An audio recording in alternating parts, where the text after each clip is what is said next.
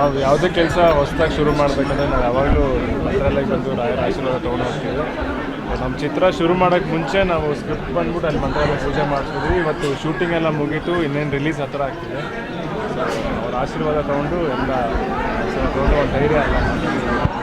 ಅದಾದ ನಂತರ ಇಲ್ಲಿ ರಾಯಚೂರಲ್ಲಿ ಆಂಜನೇಯ ದೇವಸ್ಥಾನ ಇಲ್ಲಿ ತುಂಬ ವರ್ಷದಿಂದ ಬರಬೇಕಂತ ಕರೆಕ್ಟಾಗಿ ಟೈಮ್ ಕೂಡ ಬಂತು. ಇಲ್ಲೂ ದೇವರ ಆಶೀರ್ವಾದ ಪಡೆದೆ. ಎಲ್ಲ ಎಲ್ಲದಕ್ಕೂ ದೇವರ ಆಶೀರ್ವಾದ ಇರುತ್ತೆ. ಎಕ್ಕದಲ್ಲಿ ಏನು ನೋಡ್ಬೋದು ಸರ್? ಅದೇ ನಾನು ಈಗಲೇ ಹೆಂಗೆ ಹೇಳೋಕ್ಕಾಗುತ್ತೆ ಸರ್. ಒಟ್ಟಿನಲ್ಲಿ ಆ ಮನುಷ್ಯನಲ್ಲಿ ಒಳ್ಳೆತನನ ಕಾಪಾಡ್ಕೊಬೇಕನ್ನೋದೇ ಮೇನ್ ಮೆಸೇಜ್. ಅಲ್ಲ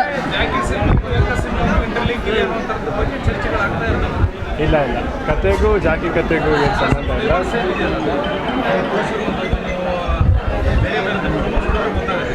ಟೀಸರ್ಗಳು ಮತ್ತು ಸಾಂಗ್ಗಳು ನೋಡಿದಾಗ ಹೌದು, ಆ ಕ್ಯಾರೆಕ್ಟರು ನಾವು ಜಾಕಿ ಕ್ಯಾರೆಕ್ಟರ್ ಇನ್ಸ್ಪೈರ್ ಆಗಿಬಿಟ್ಟೆ ಮಾಡಿರೋದು. ಬಟ್ ಕತೆಗೂ ಅದಕ್ಕೂ ಸರ್ ದೇವಸ್ಥಾನಗಳಿಗೆ ಭೇಟಿ ನೀಡಿದ್ರು ಸರ್ ಇಲ್ಲಿವರೆಗೆ? ಆ ಥರ ಲೆಕ್ಕ ಹೇಳೋಕ್ಕಾಗಲ್ಲ. ಈಗ ಸದ್ಯಕ್ಕೆ ನಾವು ಮಂತ್ರಾಲಯ ಮುಗಿಸ್ಕೊಂಡು ಇಲ್ಲಿ ರಾಯಚೂರಿಗೆ. ಅಲ್ಲ ಸರ್, ಸಾಂಗ್ ಬಗ್ಗೆ ಹೇಳೋದಾದರೆ ಹೇಳಿ ಸರ್. ಇವತ್ತು ತುಂಬ ಖುಷಿ ಆಗ್ತಿದೆ. ಪ್ರತಿಯೊಬ್ಬರು ಬಾಯಲ್ಲಿ ಹಾಡನ್ನ ಕೇಳ್ತಾರೆ, ತುಂಬ ಸಂತೋಷ ಆಗುತ್ತೆ. ಆ್ಯಂಡ್ ಆ ಮಕ್ಕಳಲ್ಲಿ ದೊಡ್ಡವರು ಎಲ್ಲ ವಯಸ್ಸಿನವರು ಈ ಸಾಂಗ್ನ ಎಂಜಾಯ್ ಮಾಡ್ತಿದ್ದಾರೆ. ನಿಜವಾಗ್ಲೂ ದೇವರ ಆಶೀರ್ವಾದ ಅಂತ.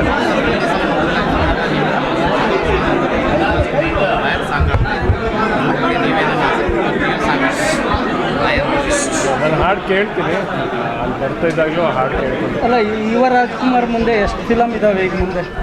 ಈಗ ಸದ್ಯಕ್ಕೆ ಎಕ್ಕ ಸಿನಿಮಾ ಜುಲೈ 18ನೇ ತಾರೀಕು ಸರ್. ಅದಾದಮೇಲೆ ಇನ್ನೊಂದು ಸಿನಿಮಾ ಶುರು ಮಾಡ್ತೀವಿ ಸರ್. ಸಾಂಗ್ ಆಡೋದಾದ್ರೆ ಬ್ಯಾಂಗಲ್ ಬಂಗಾರಿ ಸಾಂಗ್ ನಿರೀಕ್ಷೆ ಮಾಡ್ತಾ ಇದ್ದಾರೆ ಎಲ್ಲರೂ.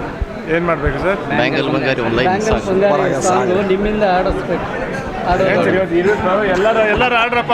ಬ್ಯಾಂಗಲ್ ಬಂಗಾರಿ ಬ್ಯಾಂಗಲ್ ಬಂಗಾರಿ. Sir, thank you.